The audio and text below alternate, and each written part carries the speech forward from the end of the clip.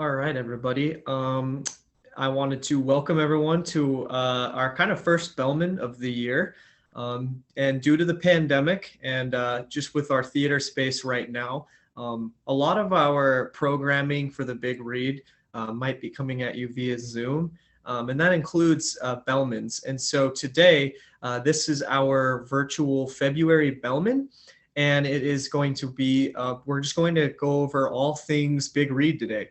So it's just going to be me talking on the mic today. So kind of as if you were listening on the radio or just listening to someone talk by themselves. But for those of you who don't know, my name is Kyler Flock, and I'm the Community Engagement Manager here at the Matthews Opera House, as well as the Big Read Program Coordinator. And so with that, we're going to be going over our selected book this year for the Big Read, or I guess to officially call it the 2021 Big Read Spearfish. And we're going to be going over A Wizard of Earthsea, which is our book, and then as well as these awesome brochures or pamphlets, whatever you want to call them. Megan, our marketing manager, has been working really diligently on making these, and this has all the programs and everything in it. So now that the Big Read is officially kicked off as of yesterday, Tuesday, this now comes the part where you follow along with the programming. And we're going to kind of get into all of that today during this podcast or the Zoom video. But yeah, so I'm going to just be eventually here sharing a screen with everybody, a PowerPoint that I made that kind of just covers from February all the way into May, which should cover all of our programming. So I'm going to just go ahead and jump right in and share this presentation with you guys. So hopefully all of this is working. As we know, technology, especially in the Zoom world, has been very different this year. But I think you guys are seeing what I'm seeing right now, and boom. So this is the presentation. And I'm just going to go slide by slide, just breaking down everything from what the Big Read is, some of our programming, to everything in between. Okay, and to start off, this is a map of Earthsea. Let me go back really quick. So this is the original cover of A Wizard of Earthsea. This book was written by Ursula K Le Guin in the late 60s. I think 66. I could be wrong. I'll look that up as we're kind of going along so someone can fact check me. And this is the original cover art that she did. What's really cool is the public library, a little sort of secret I'm letting you guys in on. They're actually working on drawing a replica of this cover right now in their library. So if you get a chance, go check them out. Okay, back to the slide. This is the map of Earthsea. This is the fictional world that Le Guin created. This book that we selected is actually the first of about 6 different books in her series. And the whole series takes place right here in Earthsea. It's the world she created. She drew and named these islands herself. It's a very water-esque world, which is really fun. There's a ton of nature themes that go along with this book, but we're going to be getting into that too, so I won't spoil it too soon. Okay, introduction. So why did we choose this book? That's one of the biggest questions we get, what this process looks like. And what it does look like is the group that funds this whole organization, or this whole program, I should say, is the National Endowment for the Arts. And they come up with a list of about 30 different books that are kind of can be considered a classic. A lot of them have a lot of really cool cultural outlooks.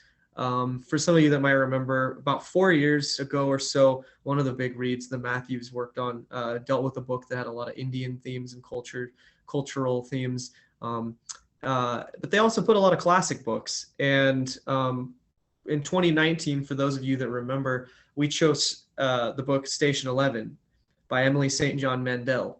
That book was written in 2018, 2019. So that was a fairly new, fresh book. You know, Emily, she's a young author herself. She's still writing. So we thought it'd be fun this year to totally mix it up and do a classic. And so, yeah, we get that list. We pick about 5 or 6 books. And between myself, Amy Fuqua, the Dean of Liberal Arts at BH, and Amber Wild, the director at the Grace Pollock Memorial Library, pick, like I said, 5 or 6 that we think we're close to. And then of those 5 or 6, which ones we think we could actually build programming around. some of those books are poetry books or are just kind of different, and it'd be really hard to make programming off of that. But A Wizard of Earthsea just sort of made the cut this year, and in each year they'll take a few off the list, add a few on. So in 2 years we'll get to do this all over again, and then find the next book that we think will fit. And so it's really just a constant change of what we think you guys like. Some of the reasons what went behind A Wizard of Earthsea, there's a ton of themes that fit Spearfish. It's very outdoorsy, this book. He goes on an adventure, our main character, who this picture here on this PowerPoint, that's Ged. That's the protagonist and his little pet Otek, which you'll meet in the book. So that's what he is, or that's what picture that is. But yeah, a lot of themes that fit Spearfish in this book. It's a it's a book that your 5th grader could read, or your 95-year-old grandma and grandpa can read. It covers every aspect or every avenue. If you like quests, if you like magic, dragons, if you just like an adventure book, if you like a book with good scenery, it's a easy to read book, but yet it still is challenging. I think you're going to find that some of the ideas that she had for the magic that they use or the spells, it's not like your classic, it's not like a Harry Potter or anything. It's so original in the way she was coming up with a lot of the magic aspects of it. It made Time's top 100 greatest fantasy novels. They put that together earlier this fall, and they did 100 books that span from kind of the dawn of fantasy novels to a year ago, and this made the cut. So that made us really feel good about our selection too. It's regarded as a classic, and this is kind of our goal to make it relevant again. But the main reason I picked this book is our author, Ursula. On to this, Ursula K Le Guin, a creator of worlds. That's an actual headline from a newspaper. When you get done with this presentation, go do a quick Google on Ursula and just everything she did. So she is the first author to ever come up with this sort of idea of a wizard school. And one of my favorite quotes from hers is she mentions at the end of the book, in the afterword, when it's just her talking personally, she talks about how when she grew up, she was always confused why wizards were always old with long gray beards. She grew up in the 50s and 60s, so like when Lord of the Rings was coming out and Chronicles of Narnia, and it just seemed like every iconic wizard archetype was an old male, and she thought, why does it have to be that? And so she came up with this idea of a young boy who's a wizard, and kind of him learning what it's the steps to be a wizard. This book, you're introduced to him right when he's born, and you kind of get to read as he grows into a young man. And so that coming of age theme is really strong in this book. So Ursula, she started as a science fiction writer, and one of her really big time pieces she did was The Left Hand of Darkness. It was it was proclaimed as a feminist book, and Ursula herself is very feminist. There's a lot of themes that she has that are really relevant now, and so it's really cool to see that she was working on these themes way back then, and they're still relevant. Unfortunately, Ursula is no longer with us. She passed 5 or 6 years ago, so a lot of this whole program is going to be kind of in honor of what Ursula did, because I think she left behind a lot of big time themes and books and resources that we're still using today. So I've really grown into a huge Ursula fan through this whole process. It's been really fun. But these themes that I mentioned, gender and race, it's kind of cool in this book. She mentions many, many times that her protagonists are not white. And once again, the fact that she was doing that in the 60s, that wasn't the norm. And she works with a lot of gender. Some of her old science fiction books, I read one of her shorter stories, and she did an entire novel on this world without gender. So she's always had this vision of these other worlds. It sometimes looks at dystopian, sometimes it's a utopia. For this exact book, for our book, there's not as much of that going on politically. But there is a lot of race and culture that she tucks in there. And in fact, a lot of her antagonists are white, and the protagonists are often depicted as darker complected. So that in itself, I was really interested. Taoism, which, not to give too much away, but our kind of main event, our night honoring Ursula, we're going to be talking a lot about Taoism and this idea of almost, yeah, like this Buddhist mindset that they have in this book. There's a lot of stoic older wizards who have this Eastern world philosophy to them that once again was super foreign in the 60s when she was writing this. But she was always, like I put right here, she was always pushing what normal was. And in fact, some of these things are still not normal to this day and have become even bigger issues. And she was just on top of that. She came from a very educated family. Her father was a historian and dealt with, actually, he was more of a anthropologist working with culture. And I think that's where she likes to use, he worked a lot with some of the indigenous groups that lived over in California. And I think she puts a lot of that into these books. So I think you'll find some characters in this book that kind of match that history. So that's sort of a gist on Ursula K Le Guin. But I do encourage people, go read a little bit about her, because she's a pretty interesting lady, to say the very least. Okay, our Big Read partners. Who makes this possible? This is not just a Matthews event or endeavor. This takes a lot of help. Our two main partners are Black Hill State and the Grace Bollock Memorial Library. And so I'm kind of going to get into how those two groups help us out, aside from just writing the grant and getting some of the materials out. So Black Hill State, I've been working with, like I said, Amy Fuqua, and I worked on this with Amber at the library. The three of us and my director, Darren, the four of us, I should say, have been planning this now for quite a while. As you can imagine, there's been a lot of setbacks and changes with COVID-19. But these are kind of a gist of what our partners got coming for you. Black Hill State, Carl Lehman is a professor up at the university in the English department, and his honors English class is reading it as we speak. What their project is after, that's kind of still to be determined. But if some of you remember from 2019, from Station 11, we had some English majors do some creative writing for us, like apocalyptic stories, since our book had apocalyptic themes. So I'm thinking, if anything, we can get together, hopefully, some creative writing from these guys to distribute to the community. For those who don't know, the Black Hill State English department is doing some amazing work right now, and they've got some amazing students who have a great future in writing. And I'd love for our community to read more of what our local writers are working on. So be on the lookout for that when we announce that. But there are a lot of books being distributed up at the university right now. There's another event BH is helping out with us right now too, but I want to get into that later in April. So we're going to pause on that. The public library, they're going to be doing a lot. They've got some really fun programming coming up. So they've got some virtual story times for the youth.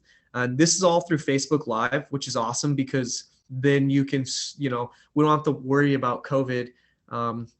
And what's cool is the way that the library staff has been doing it down there is they record the youth story times, but then that link is just posted to their website and Facebook. So if you can't make it at the time that it's going live, that's okay. You can catch it later on. And so that allows for youth, especially for any kiddos at home with mom and dad, while, maybe others are at work or at school, be a nice afternoon activity to just do, youth story time. And those will be going down on March 17th and March 24th, and then again April 14th and April 21st. And those kick off at 10 a.m. But from what I understand, those links are good for the whole day. Children and teen take-home activities, April 28th through the 30th. So you'll have a few days in there. Those are just take-home activities that are related to the Big Read. It's kind of based for school-age children and teens, and those will be available for as long as the supplies are there. With anything with the library, though, please make sure to always check their website or their Facebook page. They're just like us, where in a world like with this COVID stuff going on, every day could look different depending on how everyone's feeling. And so with all of these programs I'm going over today, I just want to make that a note that, Facebook and websites are going to be your friend during this. I know we've got these that are going out, and for the most part, a lot of these programs are going to happen on these days. But if we've learned anything in the last year, you never know, where things could end up. So please be sure to be checking all of these Facebook pages, ours, the libraries, BH's. We're going to be doing a great job updating those. Back to the library events. So we got through the children and teen take-home activities. Now we'll transition into the adult activities. Adult Earthsea discussions. Those will take place April 8th at 2 p.m. and April 22nd at 6 p.m. And the library, they're going to hold these discussions of the book. So when you're done reading these around April and you want a chance to discuss this book with other people, the library will allow you to do that. And they are going to ask for advanced sign up. So when you get around that April 8th date, if you're ready to have a discussion, make sure to head down probably about a week earlier or so and sign up to get your spot reserved. You could also call down at the library as well, 642-1330. And then finally for the adults, there will be a take-home activity as well, probably a little more strenuous, a little more advanced. But once again, same idea, take-home kit, be there while supplies last, and that'll be April 5th through the 9th. So for adults, looks like that April 5th through the 9th week is going to be your week to do take-home crafts as well as a discussion, but sounds like there'll be another discussion later in April. So make sure to go give both of these partners a follow or a like on Facebook or Instagram or Twitter or whatever you guys are using these days. But that's who makes it possible. Without these partners, the Matthews, we wouldn't be able to house enough events with the small staff that we have. So my biggest thanks to both Black Hills State University and the Grace Bollock Memorial Library. Without you guys, this whole program would never happen.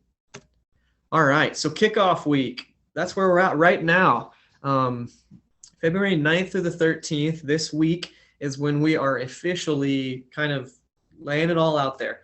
Now, what that means for you guys, especially for events, is that's when you can get both the free book and the free brochure. How cool is that? Free. I mean, that's everyone's favorite word. Who doesn't love free books?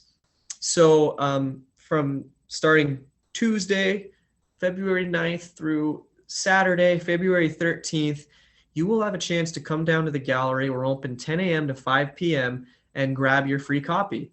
If you're coming down for friends, you can grab them a copy as well. We're just trying to get as many of these books out. That's what we really want, is as many people kind of reading along with the programming. But what's also fun about this week, tying in with the book distribution, is our scavenger hunt. So what we have done is we have come up with 5 different riddles that we're going to release each day of the release week.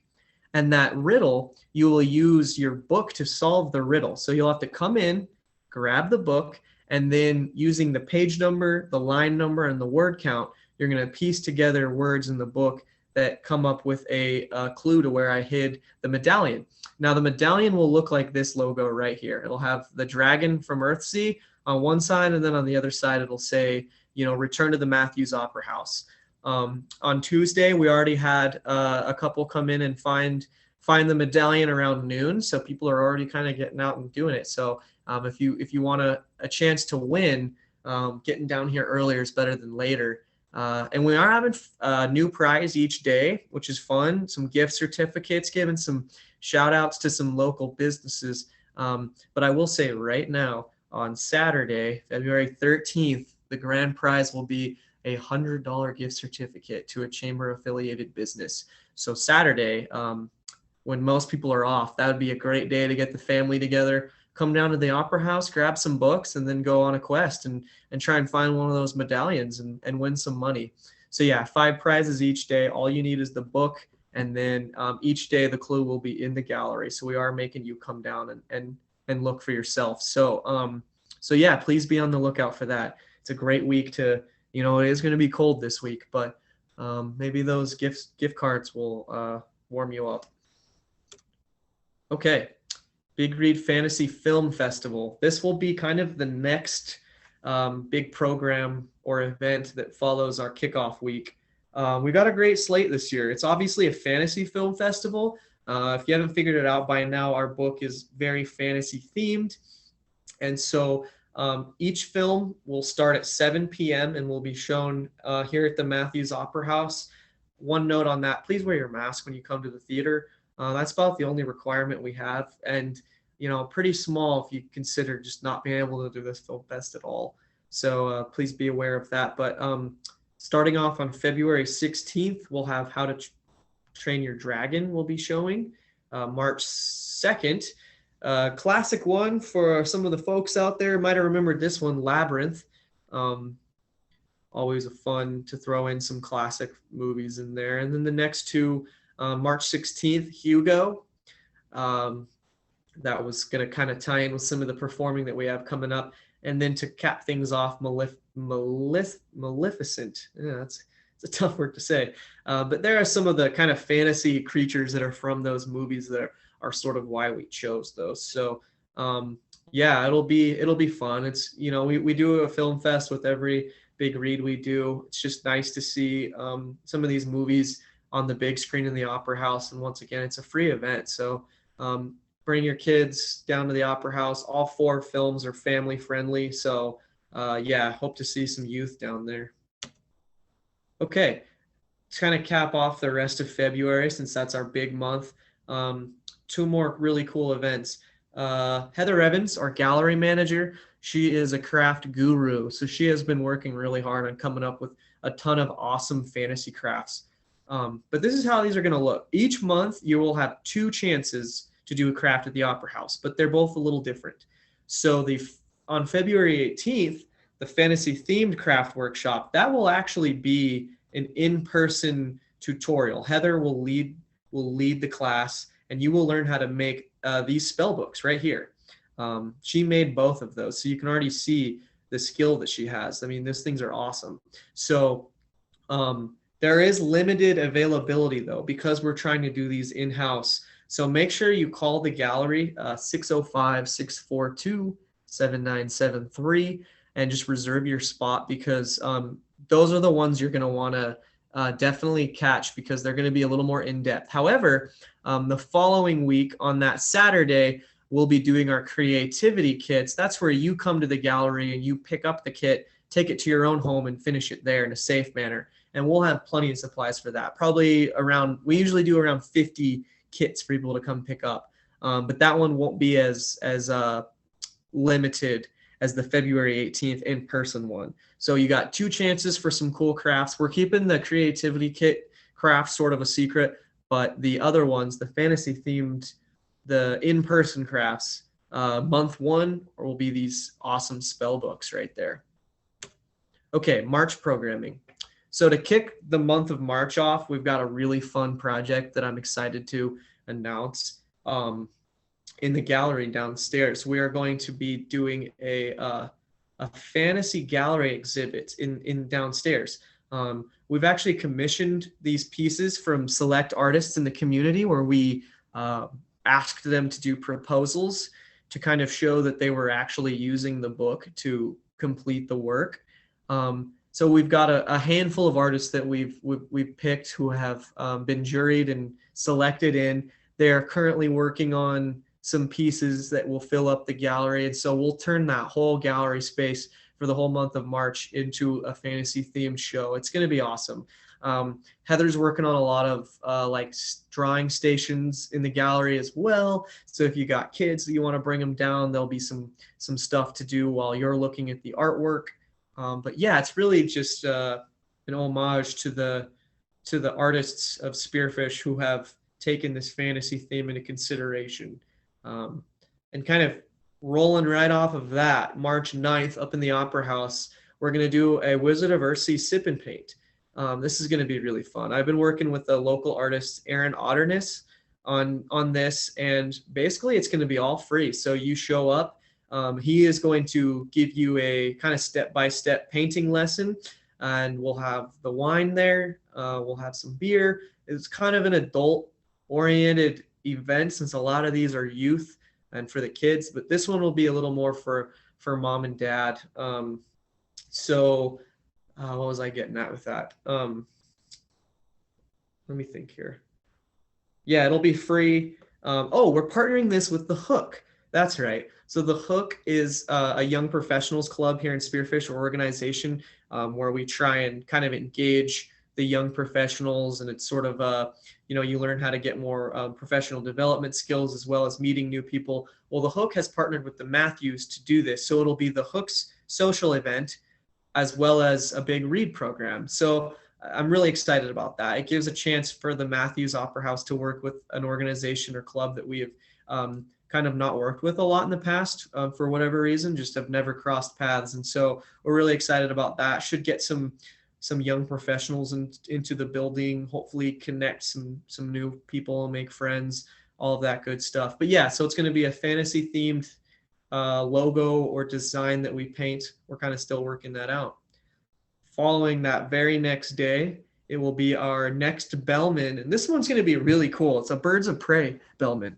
As you can tell from our cover, Birds of Prey are sort of a key theme in this book. As Ged, or our protagonist, continues through the novel, he becomes very associated with a certain type of bird that you guys will all know about when you read the book. But we're going to bring in someone from the Black Hills Raptor Society to hopefully bring in a real bird of prey and kind of talk about birds from the book and just sort of general learning about, birds of prey here in the Black Hills. So kind of different, but that's what's cool about the Big Read is we can pull themes like that out of the book and create programming through that. Normally the Matthews is not a place where you'd expect to find birds of prey, but that's what's cool about a Big Read. Okay, March 18th. That's another one of our fantasy themed crafts. Those are the ones where you need to call to the gallery beforehand, the in-person ones. Heather's making these awesome dragon eye pendants. And we didn't have any created yet to show you a picture, but go give that a Google and you'll kind of get the gist.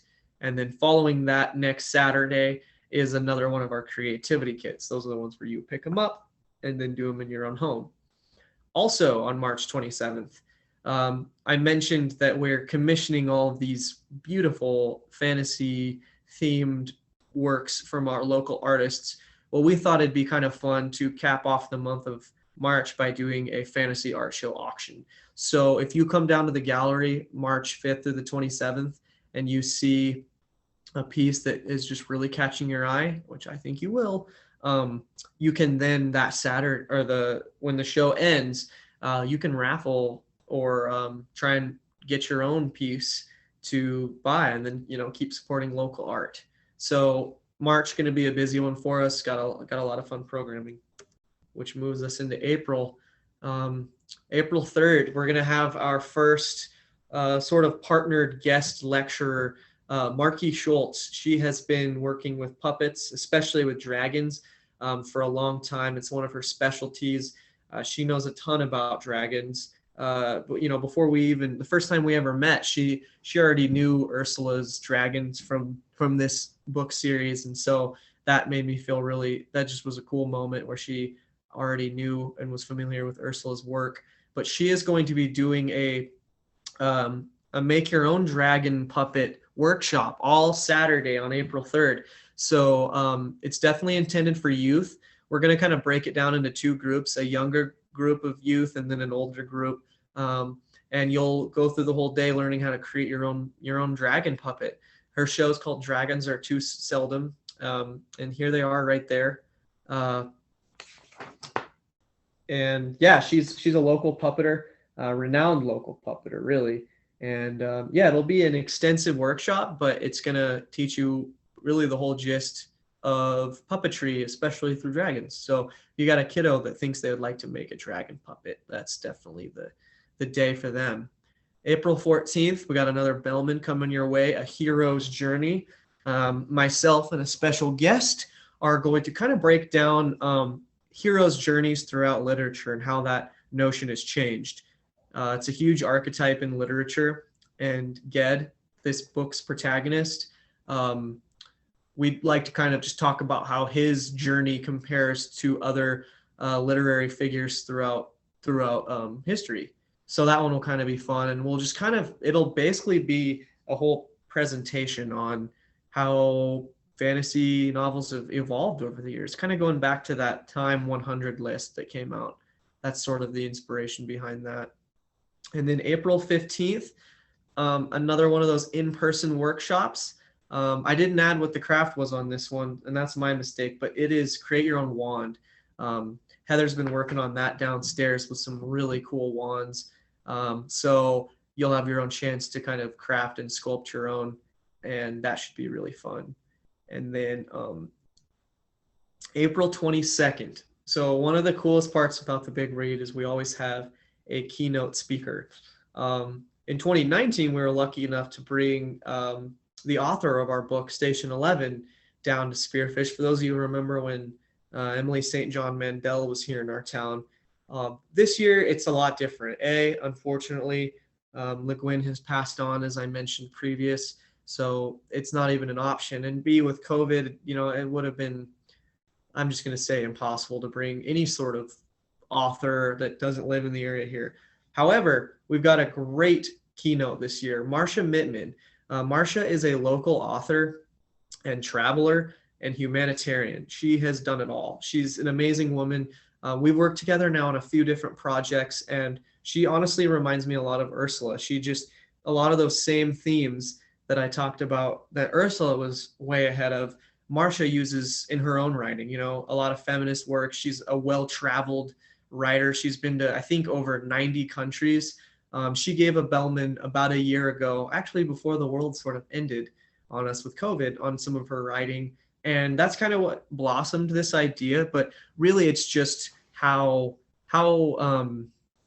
really similar her style is to Ursula's. So I thought she would be an amazing keynote. And it just is giving another shout out to another amazing humanitarian doing work in the arts here in the community. So Marcia's been working very hard on preparing that for you guys. So it'll be another presentation and a night for people to kind of an open book night for the whole community to come in. And, I'll say this now, for those of you wondering, when I should have this book read, definitely by the keynote presentation. You can read this book now and just every program will make sense. But if you were kind of waiting for a time to read the book while the programming is going on, it will be nice to have it done before that April 22nd date, just so that keynote presentation makes a little more sense, because we will be getting more into the thick of the book instead of just themes.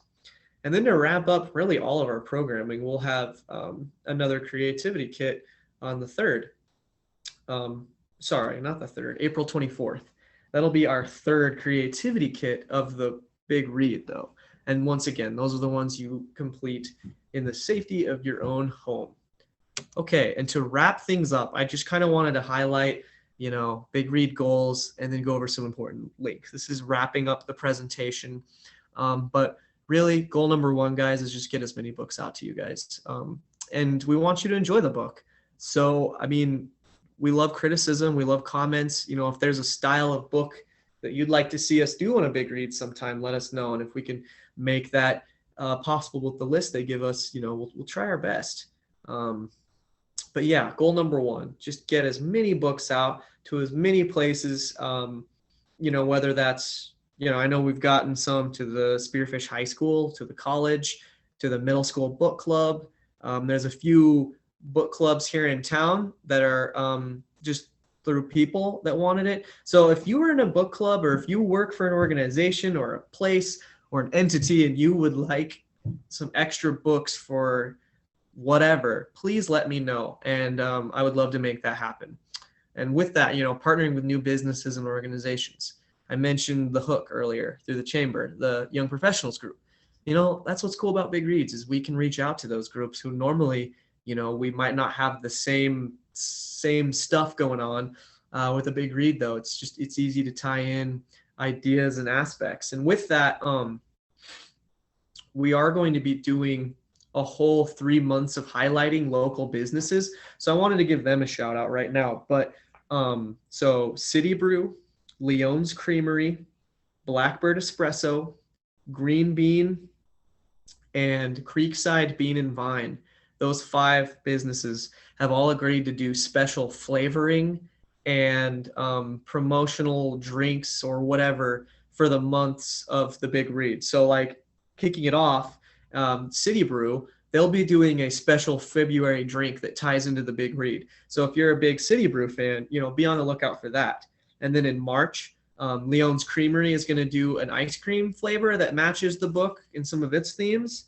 And then in April and May, Blackbird and Green Bean are going to both be doing some probably coffee, tea type drinks. And then also toward the end in April, Creekside Bean and Vine is going to come up with a fun flavor too. So once again, just gives us a whole new avenue to reach out to some businesses that we can now kind of try and highlight them. We usually try to do events in businesses, but with COVID this year, we thought it'd be easier to just try and highlight maybe a special drink or something and get all of our patrons down there to support our local business. Back to our goals. Really at this program's gist, it's just to make reading cool and fun and get everyone involved, because it is.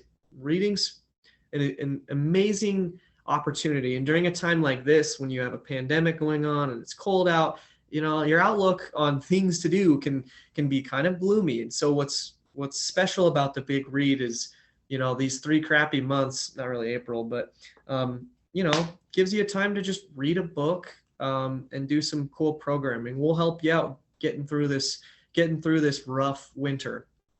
And yeah, tightening our community together. I've done one Big Read now in 2019, and that was kind of my big takeaway. Was by the time it was all said and done, I had met so many new friends and partners and business avenues, and it was just an amazing experience. And I got to know Spearfish just that much better. And that's the beauty of what a good program can do, is it can tighten us up a little bit. When we're all reading the same book together, there's a little bit of some unity in that. It's not always the worst thing. Yeah, I heard he put that, giving people something to do during a horrible time in history. We all know it's kind of where we're at right now, but the outlook is positive. Matthews, we're getting our events kind of rolling out now, giving you guys stuff to do. So there is so much light at the end of the tunnel, folks. I love it. And then, yeah, doing fun, engaging programs, but we're going to do them at a safe rate, guys. So a few of these events, we are going to be encouraging and asking for masks, social distanced, the library and BH as well. We're going to try and once we get into April, that allows us to open up some more outdoor activities. And that's what we're going to do.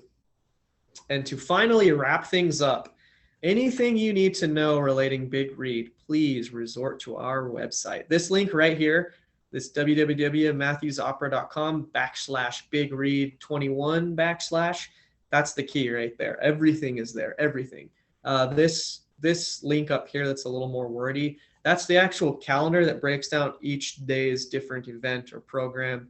But direct all of your attention to that when trying to figure out, what we're doing. Because I'll tell you right now, if we start rolling through this Big Read and we come up with some additional programs or events that we think you guys will like, we're going to put them on the website. They're not going to be, not everything will be in this brochure. This brochure is important and it's great to get because it has the bulk of the programming, but like anything, things can change and we can add or take away events. We might have to change some dates, all of that.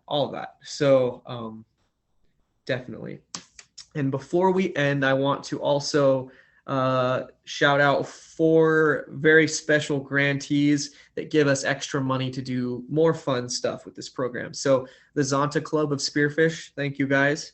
Optimist International of Spearfish, thank you. The South Dakota Arts Council, thank you. And of course, the Spearfish Foundation for Public Education, thank you. The Public Education Spearfish Foundation for Public of Education, they're the ones who help get all the books to the high schoolers. So if you have any kids in the high school that are reading it right now, big shout out to Mary Pokup and all of them. So all 4 of those grantees, like Zonta and Optimist, they help out with a lot of the youth programming. And so a lot of the craft supplies and whatnot. And then the South Dakota Arts Council kind of helps out as just the overall, just another funder that yeah, that just allows this program to even be possible. So I'm going to go ahead and stop sharing the screen. Now it's just back to me. So a lot going on in this presentation. As you all know, though, our Facebook page and our website, if you had any confusion on any of those events or dates that I went over, they'll all be there. Most of this programming, if not all of it, is essentially free. So that's, you know, another one of the beauties of doing a program like this is that for you guys, it's not going to really cost much. Like I said, my name is Kyler. If you ever have any questions about Big Read things, come find me. I'm always down to converse with community members about this program or really any other program. Thank you all for joining our February Bellman. I hope this presentation made sense and was fun. And yeah, if anything, then I guess I'll see you all February 16th to kick off our Fantasy Film Fest. And don't forget, all week, come grab one of these bad boys. And yeah. Alrighty, everybody. Stay safe out there, and thanks for tuning in.